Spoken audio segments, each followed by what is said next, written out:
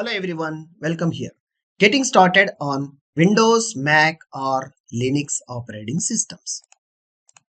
This is essential to understand for everyone, especially the beginners choosing and selecting their own operating system essential. The operating system Windows, Mac, Linux 3 are greatly support this MySQL software. So this course is prepared with Windows operating system. At the same time, you may go with other operating systems as well, which you are comfortable and you are having own computer system. Yes, definitely choose such an operating system. Go with that step-by-step process. See you at the course. Thank you.